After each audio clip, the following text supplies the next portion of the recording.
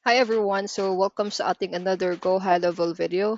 And on this video, I'm going to cover kung paano mag-create ng landing page with the home page, booking page, and the thank you page.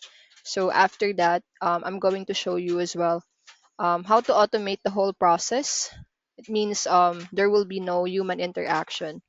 Meron man, so very minimal lang, just in case you have to, but this process will be whole automated after we create the funnel for this workshop. So we have here the legends, color legend.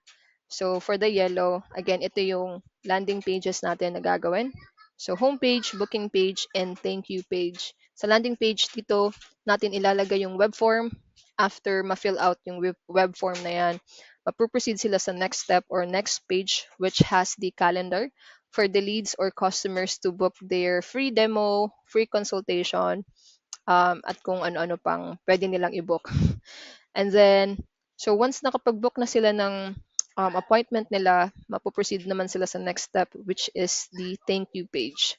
So this is the last page here. And then another legend that we have is the pipeline stage. So it's just basically adding those leads. So i-add lang yung mga details or yung specific leads. Like for example, Ren Nueva, nag-fill out ako ng form. Yung details ko is ma-add siya sa pipeline. So, meron tayong iba-ibang stage ng pipeline. So, new lead, appointment book, appointment canceled or no-show, or showed, or ito yung mga nag-attend. So, since kaka-opt-in ko pa lang, I am considered a new lead unless nakapag-book ako ng appointment ko. So, after I book my appointment, yung details ko naman or yung name ko is mamumove sa appointment book stage automatically. And then, yon. So, next is the next legend. So, next legend is the workflow.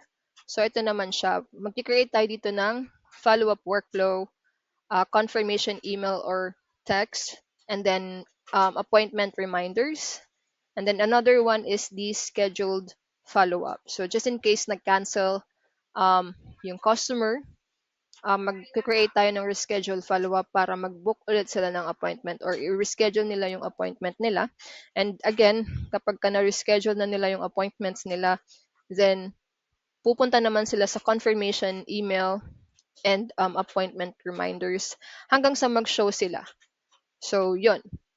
This is how the funnel works. So, ito yung pinaka-overview niya. Kailangan um, ma-in mind muna natin yung strategy kung paano natin gagawin yung funnel and paano i-automate ang lahat as much as possible since possible naman talaga to in Go High Level.